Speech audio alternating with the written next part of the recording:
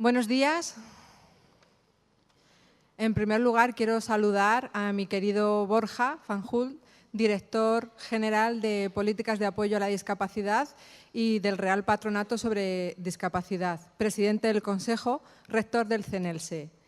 También quiero saludar a mi querida Concha Díaz, presidenta de la Confederación Estatal de Personas Sordas y su fundación, y a todos que estáis aquí y a los que nos siguen a través del streaming. Bienvenidos a este congreso del CNLSE sobre la lengua de signos española, coincidiendo con el 10º aniversario de la Ley 27/2007.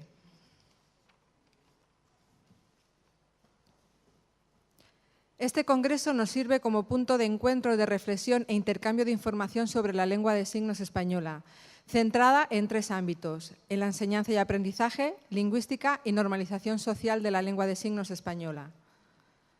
Contamos con un programa intenso, una ponencia plenaria a cargo de Rubén Nogueira, que nos hablará sobre el valioso legado que nos ha dejado el profesor y catedrático de Lingüística de la Universidad de Alicante. Contamos con multitud de comunicaciones durante las 2 jornadas, centradas en las 3 líneas temáticas: enseñanza y aprendizaje, lingüística y normalización social. Quiero agradecer todas las aportaciones, el nivel de participación, de interés y de intercambio de información que nos habéis ofrecido. Está claro que este congreso destaca porque coincide con la celebración del 10º aniversario de la ley. Estamos en una oportunidad fabulosa para evaluar el impacto que ha tenido esta ley. Desde el CNLSE nos preocupa saber cuál es el enfoque que se le da al estatus de la lengua de signos en nuestro país. Y del mismo modo, el valor lingüístico y cultural con el que contamos gracias a la transmisión dentro de la comunidad lingüística, cómo se interpreta. Por eso, durante estos 2 días, las reflexiones presentes y futuras que trabajemos tienen que dar respuesta a una pregunta fundamental: ¿hacia dónde avanza, hacia dónde camina la lengua de signos española? Porque las lenguas, cualquier lengua, evoluciona dependiendo de la capacidad creativa de sus usuarios. Este congreso queremos dar un homenaje al profesor Ángel Herrero, una persona cuya contribución en la investigación de las lenguas de signos y sus aportaciones a la lingüística han sido inmensas. Por eso va hacia él dirigida nuestra ponencia plenaria. Quiero utilizar unas palabras que siempre transmitía Ángel Herrero, que decía: las lenguas de signos son lenguas de cultura. Su aparente debilidad es su fuerza. Siendo lenguas minoritarias, muchas veces carentes de política lingüística estatal, van a resistir. Quería utilizar sus palabras para terminar mi discurso.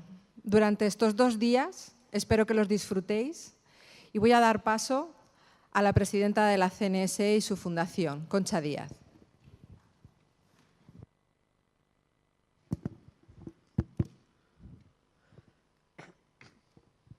Muchísimas gracias, Mariluz. Buenos días a todos y a todas. Bienvenidos. El poder estar hoy con el presidente del Consejo Rector del CNLSE y el director de Políticas de Apoyo a la Discapacidad del Gobierno de España, el hecho de que nos acompañe Soyakei y Borja, y a todas las personas que habéis venido de todos los puntos de España, investigadores, de las universidades, profesores, de las diferentes federaciones y asociaciones que estáis aquí, es algo muy importante para nosotros. Especialmente quiero agradecer al presidente del Consejo Escolar del Estado que nos acompañe hoy y a las diferentes entidades que están aquí en el salón. Este congreso del CNLSE se organiza año a año, bien en congresos o seminarios, y es una jornada muy importante porque se centra en la lengua de signos, en el enfoque de la enseñanza, la investigación, la lingüística, la normalización social. Es un espacio de intercambio que hay muy pocos espacios como este y muy pocas oportunidades como esta para realizar este tipo de trabajo. Quiero empezar, como decía Mariluz, recordando al profesor Ángel Herrero, porque fue una persona que dio y apoyó muchísimo a la lengua de signos, una persona que se volcó en las personas sordas y las personas sordociegas y que tenía una gran afinidad con ellos. Ángel, desde siempre, ha trabajado con la Confederación Estatal de Personas Sordas estrechamente. Recuerdo en la época en que no se había reconocido la ley de lengua de signos y se debatía dentro del país igual que las lenguas orales. Una lengua de cultura, una lengua de educación, una lengua de vida. Él lo explicó claramente como lingüística de prestigio que era. Dejó muy claro, y siempre ha dejado muy claro, que había que velar por la lengua de signos y que era responsabilidad de la propia comunidad sorda y del movimiento asociativo de la CENSE velar por la lengua y seguir velando por ella. Yo creo que la Confederación Estatal de Personas Sordas y la comunidad sorda, el legado de Ángel, su investigación, sus poesías, su historia, no podemos olvidar nunca. Es un legado que va a ir pasando de generación en generación y que hay que reconocerlo y agradecerle de corazón. Este año y esta semana coincide con el 10º aniversario de la Ley de Lengua de Signos, que reconoce por primera vez en el Estado español la lengua. Han pasado 10 años ya, pero durante todos estos años hemos estado luchando por parte del movimiento asociativo de la CNSE en toda España hasta conseguir el reconocimiento oficial a través de esta ley. Esta lucha empezó en los años 80. Ya desde entonces la Confederación Estatal de Personas Sordas se movía para solicitar el reconocimiento de la lengua. En el año 91, por primera vez en el Congreso de los Diputados, Félix Jesús Pinedo, como presidente, acudió para solicitar una serie de temáticas y entre ellas en el Parlamento solicitaba el reconocimiento de la lengua de signos. Como consecuencia de esto, la CNSE siguió luchando hasta conseguirlo.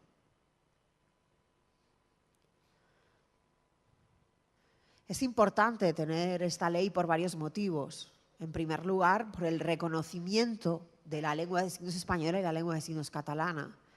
Es muy importante porque hasta ese momento la lengua no se encontraba reconocida legalmente. Esto nos garantiza el que las personas sordas y las personas sordociegas, usuarias, que usen y aprendan libremente esta lengua sin ningún tipo de limitación ni restricción. Gracias a la ley se creó el Centro de Normalización Lingüística de la Lengua de Signos. Sin esta ley dudamos que existiera este centro, que está realizando un trabajo maravilloso. Está realizando investigaciones, colaboraciones con la red universitaria, con el movimiento asociativo, para velar y mantener la lengua de signos. El Centro de Normalización Lingüística también hace informes de los perfiles profesionales, de los intérpretes, de los especialistas en lengua de signos, de los guías intérpretes, de multitud de profesionales. Vela porque aparezca la lengua de signos en la televisión, no de cualquier manera, sino con calidad, y que es un centro que tiene un papel muy importante. Y sabemos que hay comunidades autónomas y administraciones públicas que cuando tienen dudas acerca de la lengua de signos utilizan de referente al centro, le consultan para velar por la lengua de signos y hacer un buen trabajo. Es un papel muy importante que no podemos olvidar, que viene gracias a la ley y que la Confederación Estatal de Personas Sordas, cuando Luis Cañón era presidente, reivindicó el que apareciera la creación de este centro, fue idea nuestra en esta ley. La ley de lengua de signos, desde el punto de vista legislativo de otras leyes, de cómo ha influido a otras leyes, está muy claro que en el año 2010 la Ley General de Comunicación Audiovisual se recogía la lengua de signos en las televisiones públicas y privadas, de que debía de emitirse en lengua de signos. Esto viene influido por la Ley 27/2007. Otras legislaciones que el reconocimiento de la lengua de signos catalana ya aparecía en la ley y en sus estatutos de autonomía aparecen, pero gracias a la ley estatal se fomenta y se promueve leyes propias, desarrollos propios en el territorio catalán, como en este caso. En el año 2011, en Andalucía, crean una ley propia que reconoce la lengua de signos en su territorio, que viene vinculada a la ley 27/2007. Los procesos penales en el ámbito de la justicia aparece claramente en la ley orgánica del 2015 que reforma esta ley, Y aparece claramente en este momento que las personas sordas y sordociegas usuarias de la lengua de signos, en el caso de situaciones judiciales penales, tienen el derecho y la obligación por parte de la administración pública a contar con intérprete de lengua de signos. Este derecho y esta obligación a la administración pública. Otros temas también en 2015 que crea el Gobierno es el Estatuto de las Víctimas de Delitos. Y ahí aparece claramente que cualquier persona sorda, sordociega, usuaria de la lengua de signos, está en su derecho a poder expresarse en lengua de signos y que la administración pública le entienda en lengua de signos y contar con un intérprete de lengua de signos o un guía intérprete para este proceso. Les guste o no, la administración pública está obligada y todo esto viene derivado de la Ley 27/2007.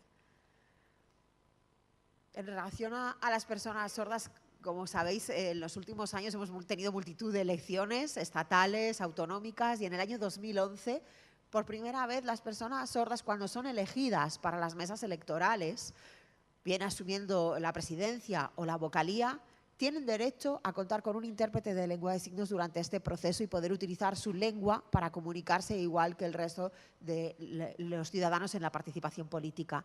Todo esto influye y viene dado por el reconocimiento de la lengua de signos en la Ley 27/2007. En el ámbito de educación a nivel estatal, en el año 2014 se crearon 2 reales decretos, uno vinculado a la educación primaria y otro vinculado a la educación secundaria y bachillerato.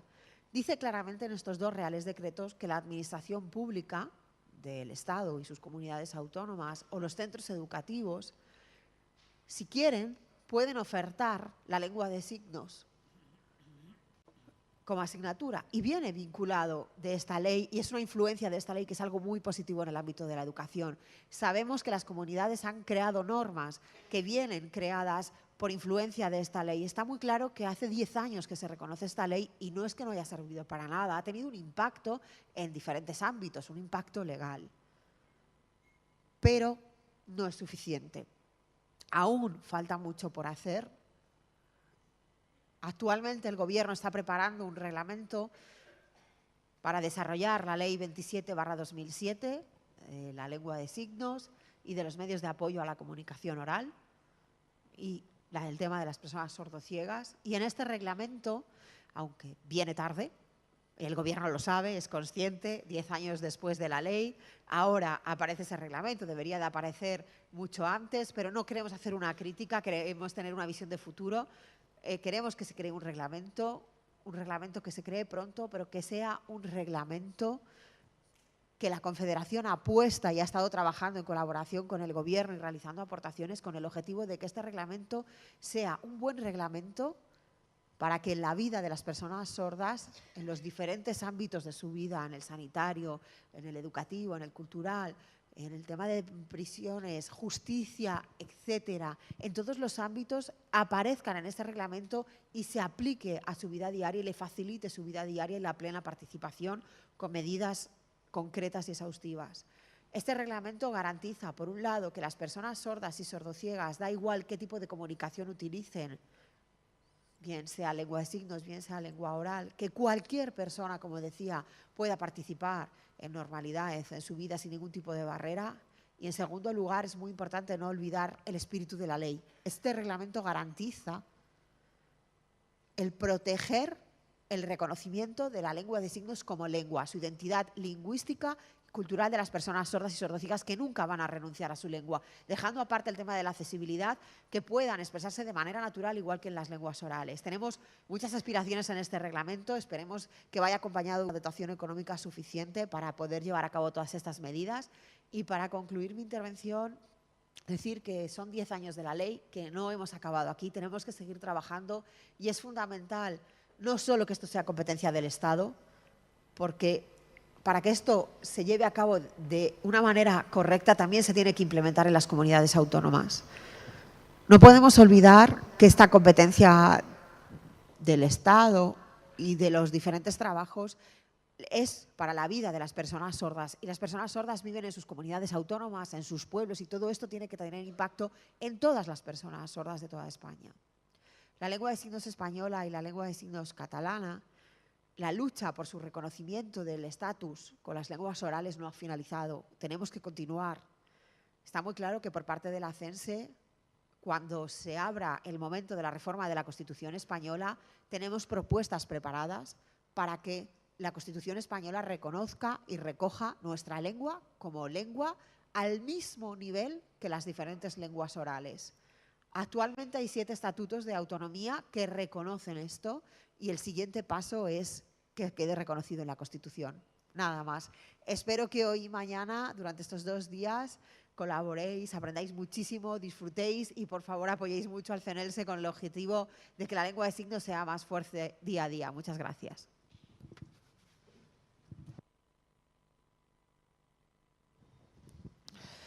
Gracias, Concha.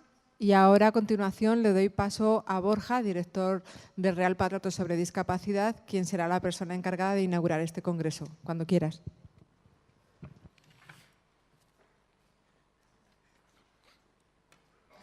Buenos días a todos, bienvenidos. Bien, quiero empezar agradeciendo la asistencia de todo el mundo y excusar la ausencia de tanto de la ministra como el secretario de Estado, que por motivos de agenda pues, no han podido venir a la inauguración de este congreso. Sé que habría sido su intención, pero en el último momento el secretario de Estado ha tenido que cambiar su agenda y no ha podido venir. Quiero agradecer la presencia de todo el mundo, pero especialmente de Tiberio Feliz, de Unidis, de José López Muiños, de Filse, de José Luis Martínez Donoso, director general de Fundación 11, Ángel de Miguel, el presidente del Consejo Escolar del Estado, de Andrés Ramos, presidente de FOAPS, Concha Rodríguez, presidenta de FERSORCAM, Patricia Sanz, vicepresidenta de Políticas Sociales e Igualdad de 11, de Dori de Lola, de Tres Olivos, y, por supuesto, de José Luis López Medel, que siempre acompaña a la discapacidad en todos los actos que organiza. Bienvenidos a este ministerio y muchas gracias por venir a este congreso. Una vez más, el Real Patronato sobre Discapacidad, a través del Centro de Normalización Lingüística de la Lengua de Signos Española, CENELSE, nos convoca a una nueva edición del Congreso CENELSE de la Lengua de Signos Española. Y en esta ocasión, con un matiz muy especial, dado que se cumplen 10 años desde la aprobación de la Ley 27/2007, por la que se reconocen las lenguas de signos españolas y se regulan los medios de apoyo a la comunicación oral de las personas sordas con discapacidad auditiva y sordociegas. Un gran hito que supuso, entre muchos otros logros, la puesta en marcha del CENELSE en 2011. Este congreso se organiza en torno a 3 líneas temáticas: enseñanza y aprendizaje, lingüística y normalización social. Y entre hoy y mañana tendremos la oportunidad de reflexionar y debatir aspectos referidos a las lenguas signadas en esta última década. Celebramos en esta edición del Congreso, la 7ª, que la presencia de la lengua de signos española en la educación, en los medios de comunicación como objeto de investigación y en universidades ha dejado de ser un mito para convertirse en una realidad.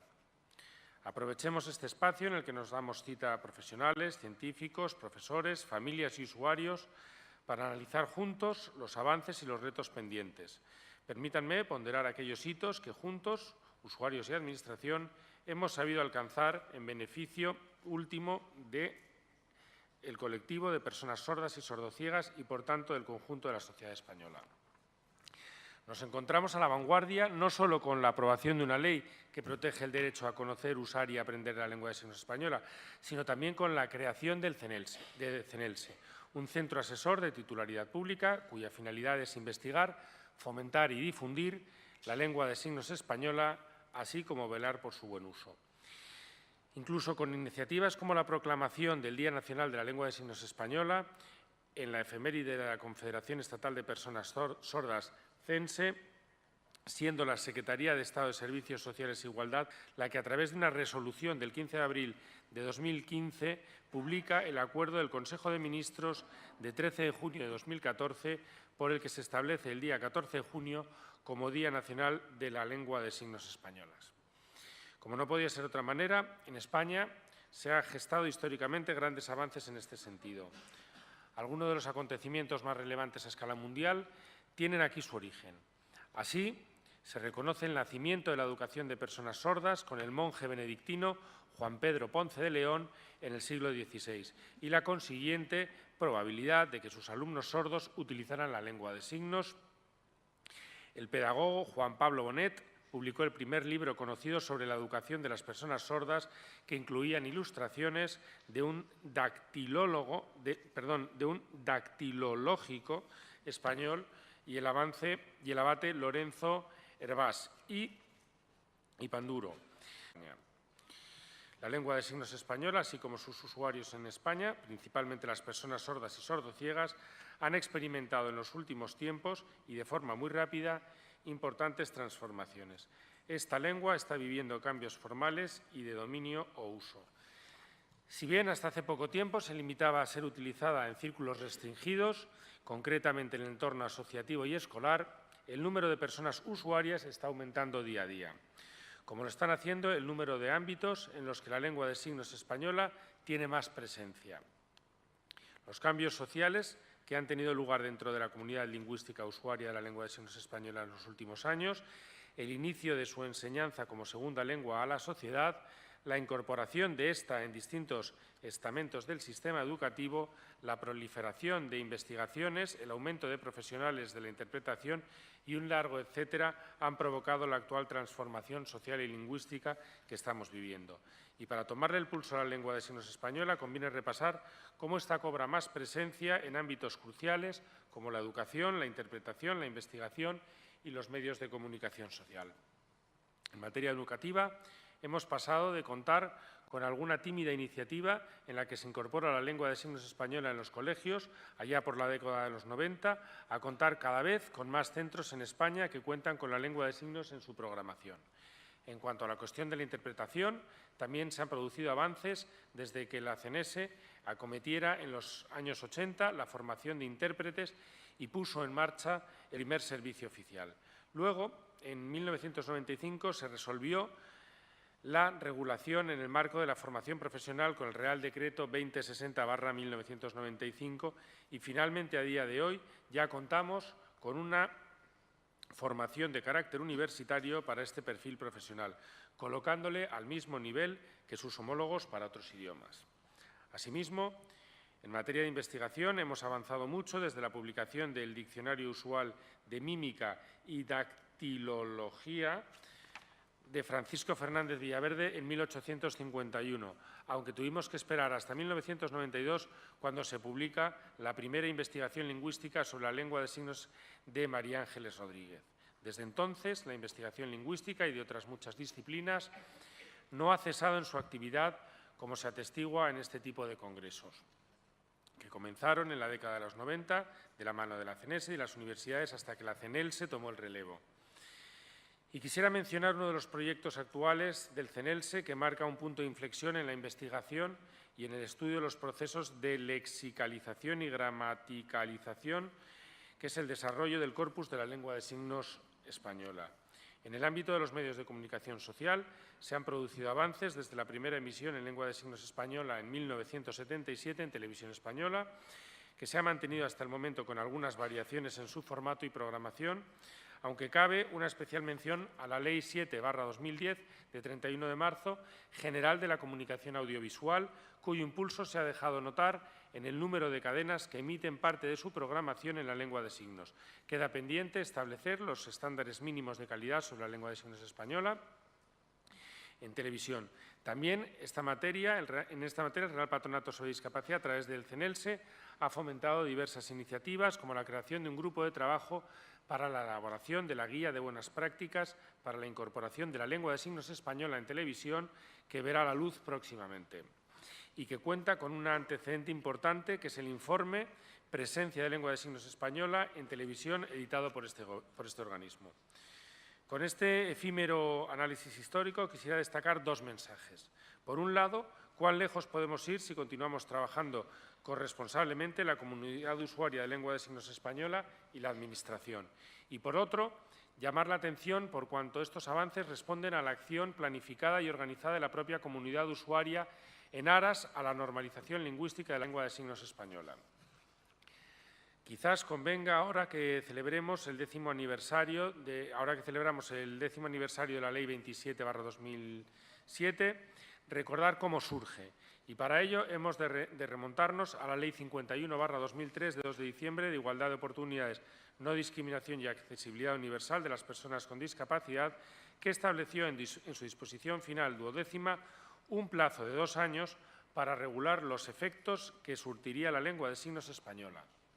De dicha disposición nace la Ley 27/2007, una normativa estatal que reconoce la lengua de signos española y catalana. Se regula su conocimiento, aprendizaje y uso, se rige por el principio de libertad de elección y, además, se regulan, aunque en otro título y de forma diferenciada, los medios de apoyo a la comunicación oral.